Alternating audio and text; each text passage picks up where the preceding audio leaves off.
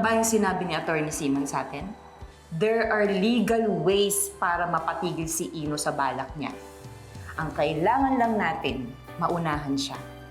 Siguradong pauwi na rin yung daddy mo. Kahit mahirap, kakausapin ko siya para i-atras niya yung annulment. I'm doing this for you, Trixie. Anong tungkol kay Trixie at Ino? Hindi niya tayo matutulungan. Kasi siya ang abogadong nagpanalo sa rape case ni Ino.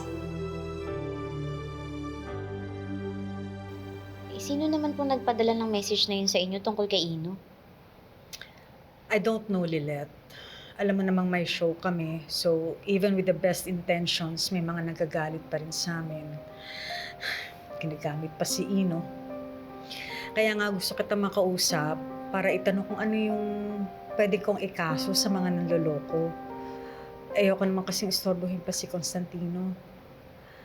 So, do you think it's some kind of threat? Depende po sa kung ano yung totoong motibo. Wala po bang nakikwento si Ino sa inyo na nagawa niya? You need to check on your son. No, nothing. Hindi naman kasi nagtatago ng sikreto sa akin si Ino. Sa'yo, wala ba siyang sinasabi? O si Attorney Meredith? Bakit po si Attorney Meredith pa yung magsasabi sa akin? Ano po bang alam niya kay Ino? Wala naman kasi, di ba, intern dito si Ino. Sa'yo, Lilette, have you heard anything? Kapag hindi talaga nila tayo pinakinggan, sasabihin ko talaga nalalaman natin tungkol kay Ino at Trixie.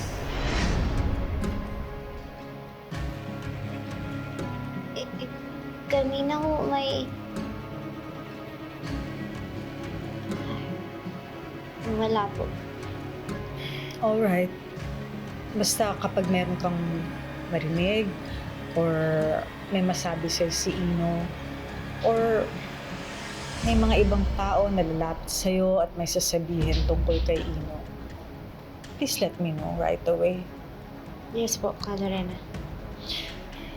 Lilette, wag kang maniniwala sa kahit anong maririnig mo tungkol kay Ino, ha? Kilala mo naman yung anak ko, di ba?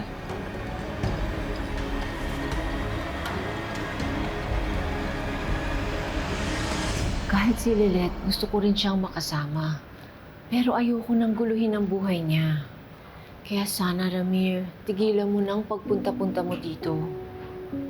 I understand.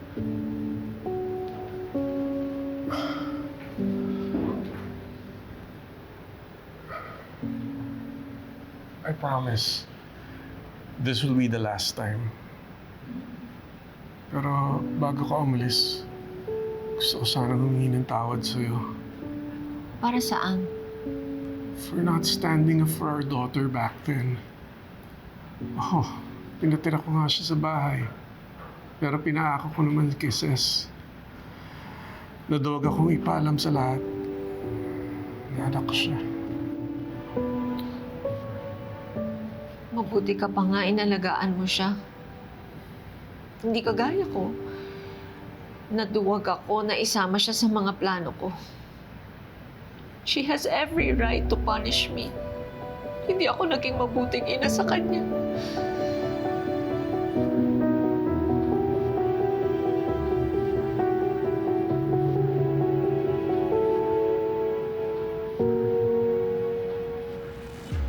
Ma'am, bawal ho talaga pumasok dito. Sinabi ko na naman sa'yo, I'm just looking Baka for my magkaroon na naman husband. po kayo. Pumasok siya dito!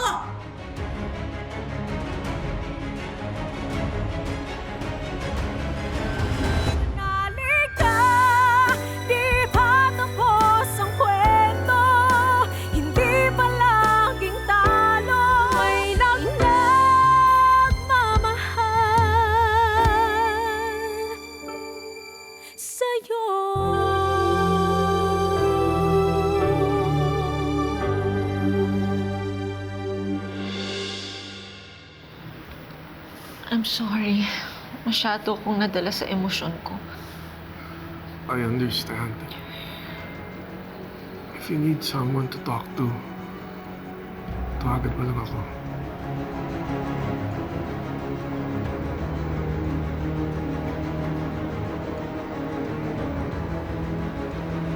Bitawan mo nga ako, kapal ng mukha niyo! Anong ginagawa mo dito, Patricia? Hindi mo talaga ina-expect na makakapasok pa ako dito, no?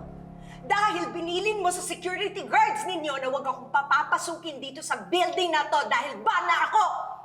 Well, now I know.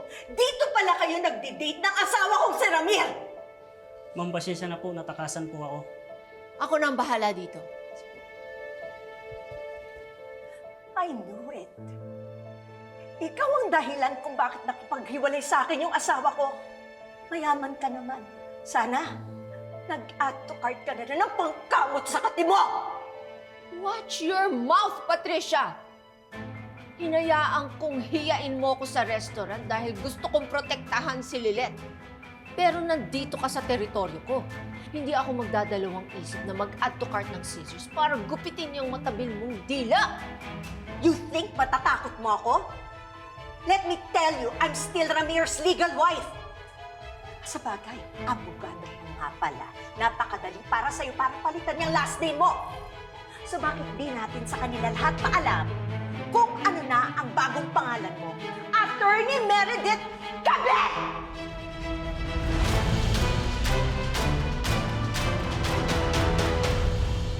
Ano kaya yung sinasabi ni Ka Lorena tungkol kay Ino? May kinalaman kaya yun dun sa pinag-uusapan ng dalawang babae kanina?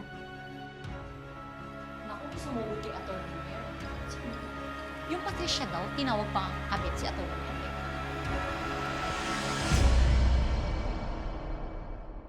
Consider yourself lucky. Patricia, lawyer ako. And I have standards to uphold. And I will not stoop down to your level. Oh, but isn't that what you've already done? Una, nagpaanak ka sa asawa ko. And then, after giving birth to that bubwit, ibinasura mo siya sa harapan ng bahay namin. Yan ang ginawa mo. After being a lawyer, ibinaba mo yung sarili mo sa pagiging isang mistress. Nandira ka na ng pamilya ng agaw ka pa ng asawa.